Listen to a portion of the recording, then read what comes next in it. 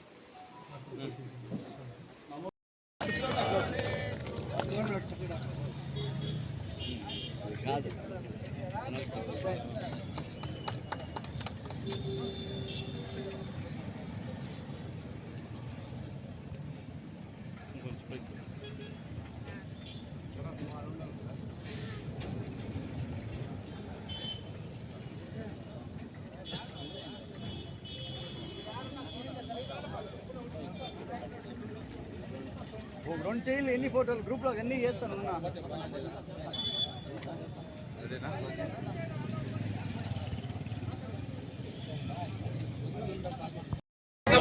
వస్తున్నాయి.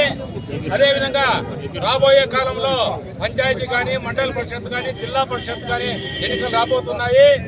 ఈ పార్టీ మన ప్రియతమ నాయకుడు ఏ ఆశయాలతో నడుపుతున్నాడో, ఏ ఆశయాల కోసం అతడు కష్టపడుతున్నాడో దాంతో కనీసం 1% అయినా మనం పనిచేయాలనేసి,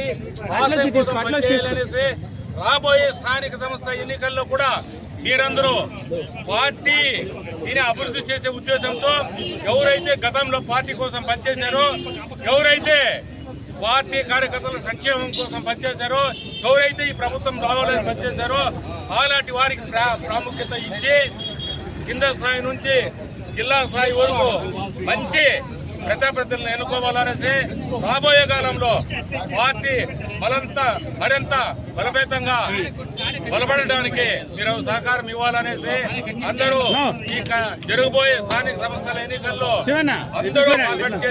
అందరూ పాల్గొని బలవంతమైన పార్టీకి సహకరించాలనేసి మన బాబు గారి ఆశయాన్ని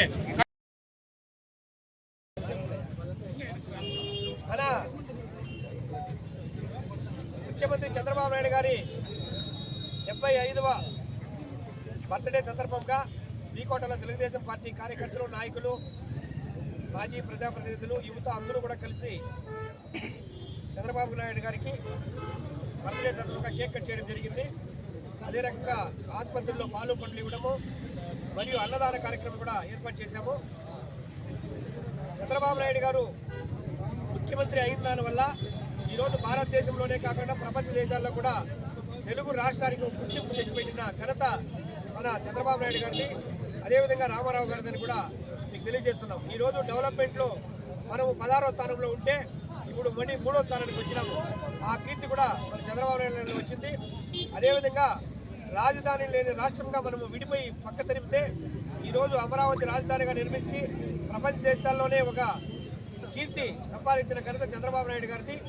అదేవిధంగా పోలవరం ప్రాజెక్టు మన భారతదేశంలోనే అతి పెద్దదైన ప్రాజెక్టుగా నిర్మిస్తున్న కీర్తి కూడా చంద్రబాబు నాయుడు తెస్తుందని కూడా తెలియజేస్తూ, ఆ చంద్రబాబు నాయుడు గారికి మరియు ఇంకా 100 జన్మదినాలు జరుపుకోవాలని కూడా కోరుకుంటూ ఆరోగ్యాలను కూడా ఆయన కల్పించాలని కోరుకుంటున్నాం.